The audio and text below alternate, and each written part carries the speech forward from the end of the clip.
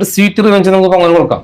നല്ല കനപ്പെട്ട ചില പച്ച സത്യങ്ങൾ പറയാം എന്നുള്ള വിചാരത്തിലായിരുന്നു പൊങ്ങൻ ഇന്നലെ നാവാട്ടം തുടങ്ങിയത്. ഇന്ന് പൊങ്ങന്റെ രണ്ടാമത്തെ പച്ച സത്യം പൊങ്ങൻ പറയേണ്ട ഒരു ദിവസമായിരുന്നു. പക്ഷേ ദൗർഭാഗ്യവശാൽ ചെറിയൊരു ഭീഷണി, നല്ല കൊലാത്മകമായിട്ടുള്ള ഒന്നാന്തരം രഹസ്യൻ വധഭീഷണി എന്ന് വേണമെങ്കിൽ പറയാൻ കഴിയുന്ന, അതൊരു പൊങ്ങച്ചമായി പോകുമെന്ന് എനിക്കറിയില്ല. എന്തായാലും അത് നിങ്ങൾ കൂടി ഒന്ന് കേൾക്കണം. ഞാൻ ഒന്ന് കേട്ടു, നിങ്ങളെയും കൂടി ഒന്ന് കേൾപ്പിക്കേണ്ടതുണ്ട്. അതുകൊണ്ട് നിങ്ങളുടെ കൂടെ പോങ്ങനും കൂടി ഒന്ന് കേൾക്കും. കാരണം പോങ്ങൻ പറയുന്ന കാര്യങ്ങളെക്കാൾ കൂടുതൽ ഒരു പക്ഷേ സമൂഹത്തിന് ഗുണമാവാൻ സാധ്യതയുള്ള ഒരു സംസാരമാണ് പോങ്ങൻ ഇപ്പോൾ കേൾപ്പിക്കുന്നത്. ഞാൻ എത്ര തന്നെ പറഞ്ഞു ഫലിപ്പിക്കാൻ ശ്രമിച്ചാലും എനിക്ക് പറ്റാത്ത കാര്യം സ്വയം അയാൾ ആരാണ് എന്ന് അദ്ദേഹം തന്നെ പ്രഖ്യാപിക്കുന്ന ഒരു നിമിഷമാണ്. നിങ്ങൾ വളരെ ശ്രദ്ധയോടുകൂടി ഒന്ന് കേൾക്കണം. ഞാനും നിങ്ങളുടെ ഒപ്പം തീർച്ചയായിട്ടും ഒന്ന് കേൾക്കാം. ഇടയ്ക്കിടയ്ക്ക് പ്രതികരണം നടത്തണോ അതോ ഇതെല്ലാം നമ്മൾ കേട്ടതിന് ശേഷം ഒന്നൊന്നായിട്ട് മറുപടി കൊടുത്താൽ മതിയോ എന്നുള്ള കാര്യത്തിൽ എനിക്കൊരു നല്ല ശങ്കയുണ്ട്. ആദ്യം നമുക്ക് മൊത്തത്തിലൊന്ന് കേൾക്കാം, അതിനുശേഷം നമുക്ക് തീരുമാനിക്കാം. പൊങ്ങനെ വിശ്വസിക്കുന്ന ആളോടും പറയാനുള്ളത്, നമ്മൾ ആരായിരുന്നു, എന്തായിരുന്നു എന്നൊക്കെ ഒന്ന് പഠിക്കുന്നത് നല്ലതാണ്. എവിടെയാണ് ഇവിടെ ഒരു വ്യക്തി ഇവിടെ എത്തുമ്പോൾ, ഇവിടെ ഈ ഒരു പൊസിഷനിൽ എത്തുമ്പോൾ, അല്ലെങ്കിൽ ലൈവൊക്കെ ആയിട്ട് വീഡിയോ ചെയ്യാൻ വരുമ്പോൾ അവൻ എവിടെ നിന്നാണ് തുടങ്ങിയത്, അല്ലെങ്കിൽ എന്തൊക്കെ ചെയ്തിട്ടുണ്ട്. ഞാൻ ഹൂ ആം ഐ എന്ന് പറഞ്ഞിട്ട് ഞാൻ 3 പാർട്ടൊക്കെ ചെയ്തിട്ടുണ്ട്. ലൈവ് അടക്കം നമ്മൾ 2 ആഴ്ച മുമ്പ് ലൈവ് അടക്കം ചെയ്തു. അതിന്റെ താഴെ എൻ്റെ 2 പാർട്ടുണ്ട്, ഞാൻ ആരാണ് എന്നുള്ള 2 പാർട്ടുണ്ട്. ഇതെന്നെ കുറിച്ച് യാതൊരു ഐഡിയ ഇല്ല. ഞാൻ ആരായിരുന്നു, എന്തായിരുന്നു, എന്തൊക്കെ ചെയ്തിട്ടുണ്ട്, എനിക്ക് ഏതെല്ലാം വിഷയങ്ങൾ എക്സ്പീരിയൻസ് ഉണ്ട്, ഇതൊന്നും അറിയില്ല. ബാക്ക്ഗ്രൗണ്ട് ഒന്നും അറിയില്ല. ആരോ പറഞ്ഞു, എന്തോ കേട്ടു, എന്നിട്ട് വന്നിട്ട് ചലഞ്ചിന് വന്നിരിക്കുക. ഇപ്പോഴും പൊങ്ങനോട് നമ്മൾ ഓപ്പൺ ഡിബേറ്റ് തയ്യാറാണെന്ന് പറഞ്ഞിട്ടുണ്ട്. പക്ഷെ പോസ്റ്റിൽ ആൾ വെച്ച് ഡിബേറ്റിന് തയ്യാർ, എന്നിട്ട് വീഡിയോയിൽ ആൾ ഡിബേറ്റിന് തയ്യാറെന്ന് പറയുന്നില്ല. ഡിബേറ്റിന് തയ്യാറാണെങ്കിൽ പൊങ്ങനെ വിളിക്കുക, ഡിബേറ്റ് നമ്മൾ ഇപ്പോഴും തയ്യാറാന്ന് പറയാ. ഇതേ ലൈവില് ഇതേ ചാനലിൽ പൊങ്ങനെ ഇവിടെ കൊണ്ടിരുത്തും. അല്ലെങ്കിൽ പൊങ്ങന്റെ വീട്ടിൽ നമ്മൾ അങ്ങോട്ട് പോവാം, അല്ലെങ്കിൽ പൊങ്ങൻ എൻ്റെ വീട്ടിലേക്ക് വരട്ടെ. എൻ്റെ അഡ്രസ് കണ്ടുപിടിക്കാൻ വളരെ ഈസിയാണ്. കാരണം നമ്മൾ അന്തസ്സായിട്ട് ഓഫീസിൽ തോന്നിട്ട് സിറ്റിയിലിരിക്കുന്നത്, ഒരു ഇരുട്ടുമുറിയിലാണ് ഇരിക്കുന്നത്. നമ്മൾ ഓഫീസിൽ തോന്നിട്ടിരിക്കണേ. അപ്പൊ പൊങ്ങനെ വിശ്വസിക്കുന്നവരോടും പറയാനുള്ളത്, നിങ്ങൾ ഇപ്പോൾ എന്നെ തടയാമെങ്കിൽ തടഞ്ഞോ. ഇപ്പൊ തടഞ്ഞാൽ ഓക്കെ, കാരണം ഞാനിപ്പോൾ ഒരു ഓഫീസ് മാത്രമേ തുറന്നിട്ടുള്ളൂ, തൃശ്ശൂർ ഓഫീസ്. ഒന്നുകൊണ്ട് ഞാൻ നിർത്തും. അല്ല, നിങ്ങൾക്ക് തടയാൻ എന്നെ കഴിഞ്ഞില്ല എങ്കിൽ ഞാൻ കേരളം മുഴുവൻ ഓഫീസ് തുറക്കാൻ പോവാ. പിന്നെ അടുത്ത കൊല്ലം നടന്നത് നമ്മൾ ഓരോരോ രീതിയിൽ തുടങ്ങാൻ പോവാ. അല്ല, പൊങ്ങനെ കളിയാക്കൊന്നും വേണ്ട, പേര് തന്നെ ഉണ്ടല്ലോ പൊങ്ങുമൂടൻ. പൊങ്ങനെ കളിയാക്കാനല്ല ഞാൻ പറഞ്ഞത്. പൊങ്ങനും പൊങ്ങന്റെ അനുയായികളും അതുപോലെ തന്നെ നിരീശ്വരവാദികൾ, ഈ വീഡിയോ കേരളത്തിൽ ഏതൊക്കെ നിരീശ്വരവാദികൾ കാണുന്നുണ്ടോ നിങ്ങളെല്ലാം മെണ്ടയ്ക്ക് അടിക്കാൻ പോവാണ് ഞങ്ങള്. സോ അതുകൊണ്ട് എന്നെ ഇപ്പോൾ തടയാൻ പറ്റുമെങ്കിൽ നിങ്ങൾക്ക് തടയാം. ഇപ്പോ അത് ഈ വർഷം 2026 മുതൽ നിങ്ങൾക്ക് എന്നെ തടയാൻ പറ്റില്ല. 2026 മാർച്ച് കഴിഞ്ഞാൽ പിന്നെ എന്നെ പിടിച്ചാൽ കിട്ടില്ല. സോ 2026 മാർച്ച് മുതൽ 2026 മുതൽ നമ്മൾ കേരളത്തിൽ പല സ്ഥലത്തും ഇതിന്റെ ഓഫീസുകൾ, മിത്ര ആസ്ട്രോ അക്കാദമി എന്നുള്ള പേരിൽ നമ്മുടെ രജിസ്ട്രേഷൻ വെച്ചുകൊണ്ട് നമ്മൾ കേരളം മുഴുവൻ ഇപ്പൊ അബുദാബിയിൽ രമേശ് ഓപ്പൺ ആക്കാൻ പോകണം, ദുബായിൽ ഓപ്പൺ ആക്കാൻ പോകണം. ഓരോ സ്ഥലങ്ങളിലും നമ്മൾ ഓഫീസിൽ ഇതിന്റെ കുട്ടി ഓഫീസുകൾ ആരംഭിക്കാൻ പോവുക.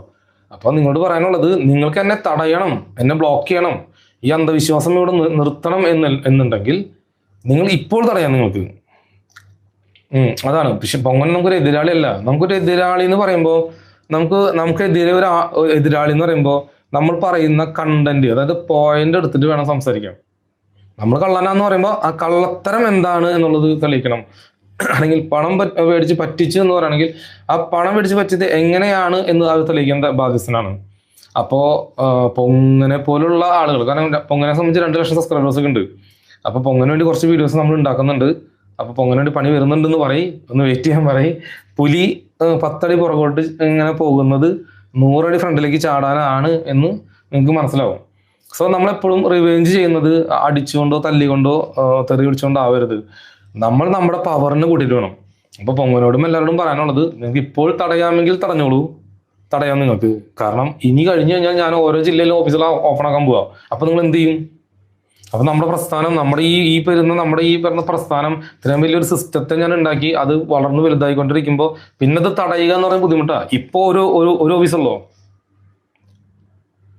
ഇപ്പോ ഒരു ഓഫീസ് ഞാൻ ചെയ്തിട്ടുള്ളൂ. ഇനി ഞാൻ ഓഫീസുകൾ ആരംഭിക്കുന്നതോറും നമ്മുടെ പവർ കൂടിക്കൊണ്ടിരിക്കില്ല, ശക്തിയും കൂടിക്കൊണ്ടിരിക്കില്ല. അപ്പൊ പിന്നെ അത് തടയുക, പൊളിക്കുക എന്ന് പറഞ്ഞാൽ ഇമ്പോസിബിളാ, സാധിക്കില്ല. അത് ഇപ്പൊ പൊളിക്കുന്നതാണ് നല്ലത്. ഈ തകർക്കാൻ പറ്റുമെങ്കിൽ നിങ്ങൾക്ക് എന്നെ ഇപ്പൊ തകർക്കാം, ഇത് കഴിഞ്ഞാൽ തകർക്കാൻ പറ്റില്ല.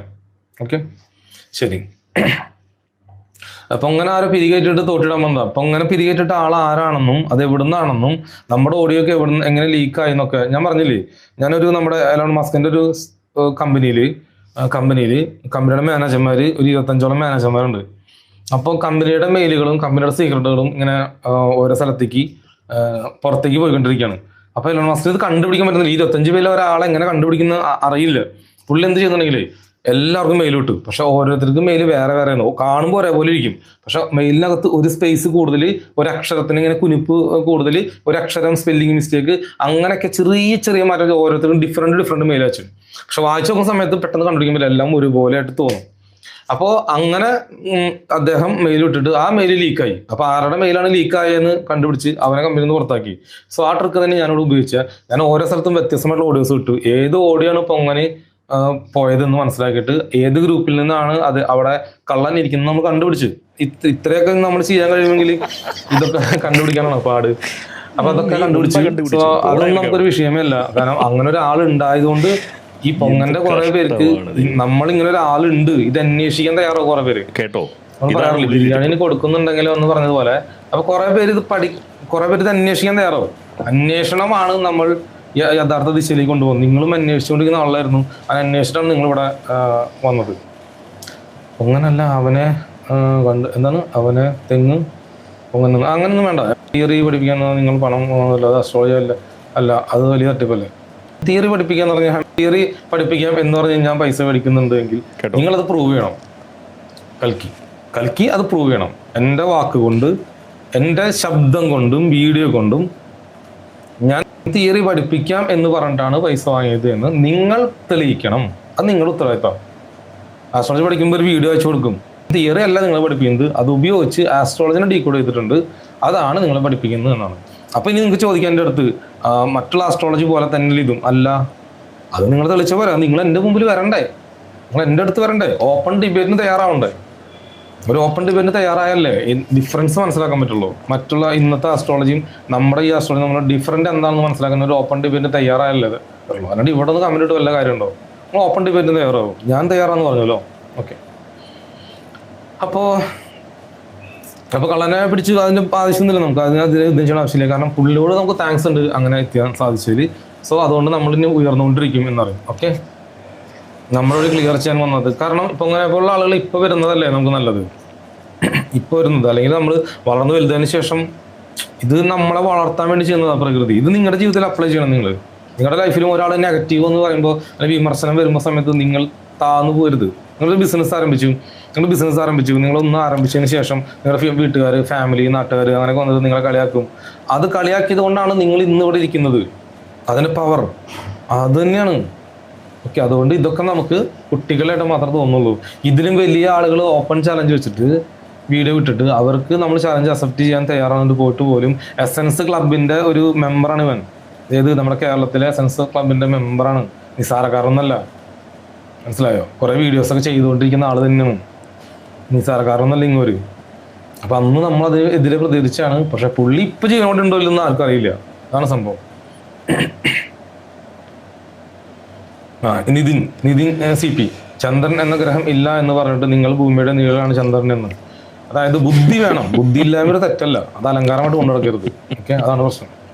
നിങ്ങൾ ഞാൻ പറഞ്ഞ വാക്കെടുത്ത് നോക്ക്. ഞാൻ അങ്ങനെയല്ല പറഞ്ഞിരിക്കുന്നത്. ആദ്യം നിങ്ങൾ ഞാൻ പറഞ്ഞത് എന്താണ് എന്ന് പഠിക്കുക. ഓക്കെ, ശരി.